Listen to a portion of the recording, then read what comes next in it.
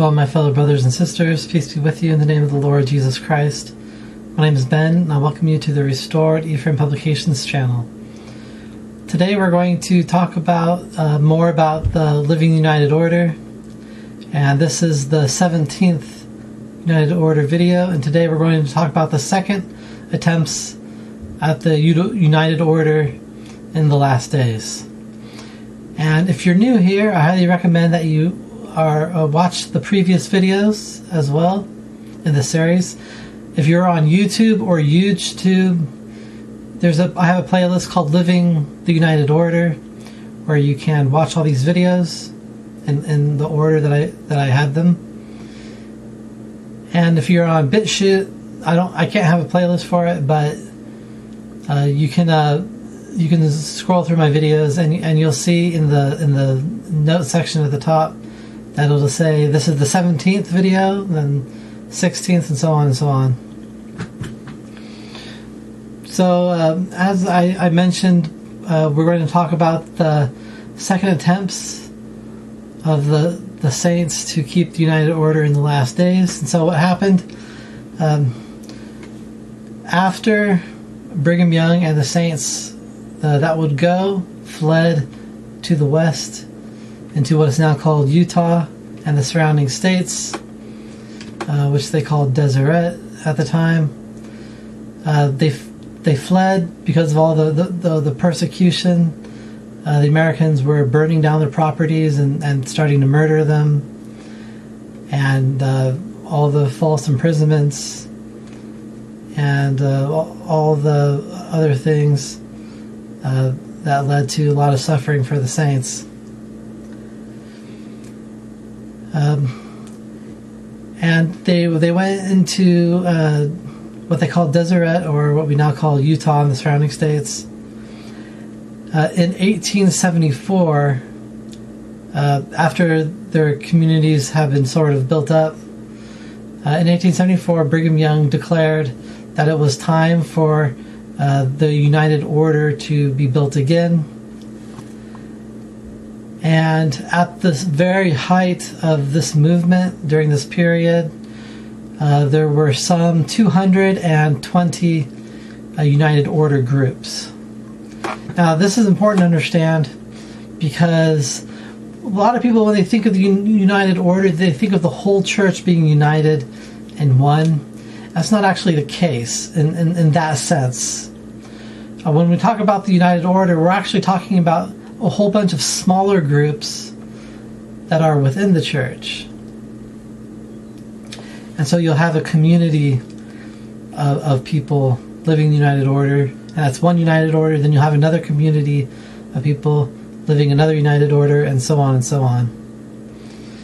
And at the height of this movement, it says that there were some 220 different United Orders. And because the saints at that time were attempting to be faithful to the Lord and establish the United Order, the saints fared very well during the economic catastrophe of 1875, which lasted all the way to 1879. And so when we do what the Lord says, then we're going to be safer when bad things happen, because these things are happening because the Lord has to fulfill His word upon the people in the last days. And so that's going to mean a whole bunch of bad things, including famine and wars and pestilence and natural disasters and man-made disasters. And all these things are coming and have already started coming upon the world in order to slowly prepare the world to receive the Lord Jesus Christ. And the Lord wanted us to live the United Order so we could be better through those things that happen. The church has never given a set system on how to build up a united order, but they all have the same goal, and that is to become one in temporal things.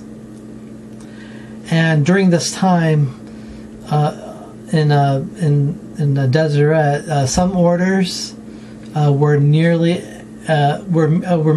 economic in union, where they owned various production centers together, but everyone kept their own home, farms, and cattle, but they shared equally the profits of the businesses together. Some orders were so tightly knit together that they were like families. And they called that type of united order a united order based on the family model. And to be truthful, in my opinion, the only united order that has the ability to be successful is one that's built on the family model. For the first 6 months, the saints were very eager and enthusiastic about building their united orders. But then after 6 months, they began to wane in their interest. And so the leaders of the church had to constantly encourage the saints to keep building up the united orders. And then members began to complain about all sorts of things, from how things were done. They complained about their neighbors, their jobs, and about people being lazy. People who put more into the order began thinking that they should get more than others. And some united orders fell apart due to arguments, and some united orders some people in the united order used the order to make themselves wealthy at the cost of others, and there was jealousy, envy, vanity, and pride overtook the people. Now, these things helped to cause a lot of united orders to collapse, but it wasn't actually the final thing that made it so that people stopped living the united order. And not all of the united orders have these problems. Some orders actually did very well. The most successful united order, and I believe that this united order is the example that we should all look at to say, hey, this is what they did right and this is what they did wrong. But this united order, they called Orderville. That was the name of the town. And it lasted longer than any other united order that was established in Deseret, and lasted about 25 years. It was a poorer order than the others, but they used what they had to buy suitable land in a remote area. They operated their order based upon the principles of a family. They lived together, ate together, and all worked together in their assigned jobs as one big family. They deeded all their property to the order and had all things in common among them, so there were no poor or rich, and they produced everything they needed for themselves. And so basically what they did in the beginning, they got together and they purchased this land, and they built what you could describe as some type of like a hotel or apartment complex. And they lived in their rooms, but they would come down and join in a main dining hall, and they would eat together and they would work together. They made everything that they needed.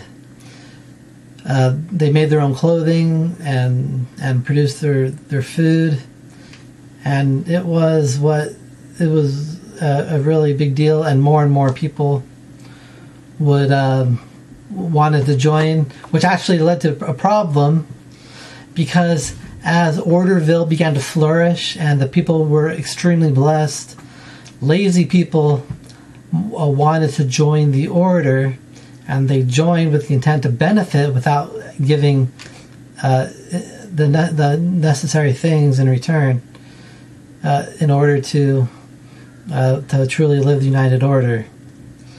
And these people would join, and they wouldn't like it because they were lazy and didn't want to work. They just wanted to receive. And so they would leave, and this caused a lot of problems because they would take the United Order to court, the American court, and the court would force the United Order to give them money back. And then people began to complain about the type of clothing that the order made. They wanted their clothing to be like the Americans, and they didn't want to wear the clothing because they considered it substandard. In 1880, they stopped eating together, which was a big mistake. Then in 1883, they began to create salary rates based on the work they did. So what that means is that instead of having all things in common, they created a system where if you did such and such amount of work, you got this amount of salary in which to use within the order. And if you did this, then you got if you did something that they considered a lower rate, then they would give you less. And so that was making people unequal.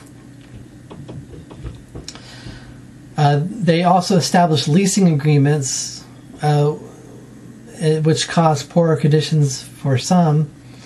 So again, in the end, people are overtaken by the desire to gain and make money. And they do it at the expense of their fellow man. A currency system was created, and wage systems crept in.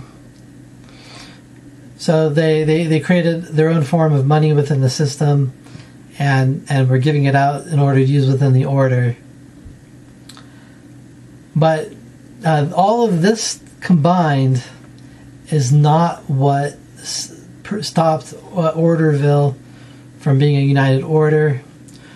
Orderville was finally done away with by the oppression of the American government, which had now begun to imprison men for practicing polygamy and confiscating the properties of members of the church. And men had to go into hiding, which reduced the necessary rates of work. Net properties that were needed for the order were confiscated by the American government. The church also wanted the United Order done away with because they were trying to relieve tensions with the Americans. And the truth is, the government did not really care about polygamy. The government used polygamy to justify themselves in the eyes of the American people, to use power to oppress the church. What the American government really wanted to stop was the United Order, because it was creating a system independent of the American system. And they did not want that. And so after being pressured by the church, Orderville disbanded themselves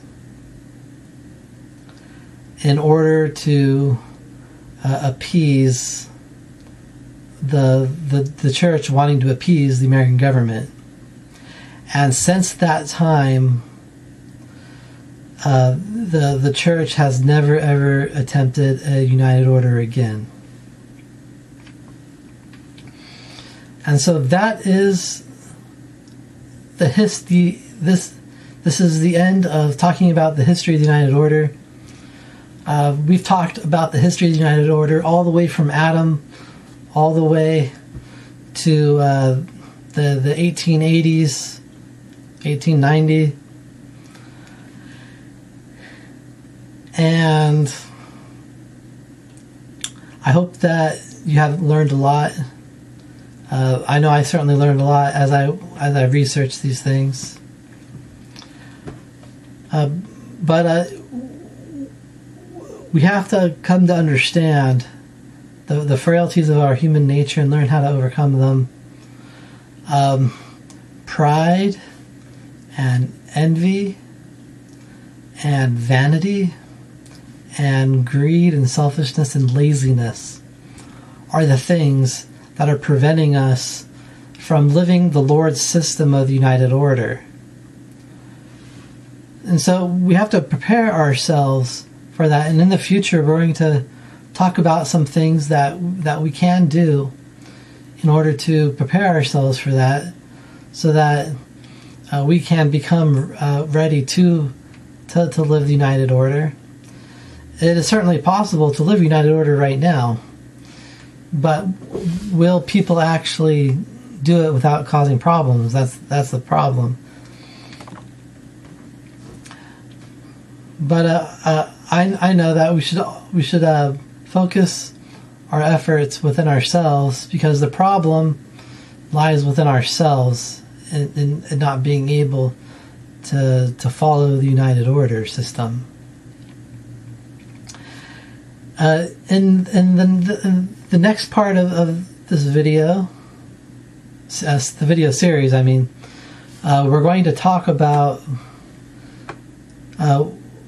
some common misconceptions about the United Order. And so I look forward to that next week. And I leave this with you in the name of Jesus Christ. Amen.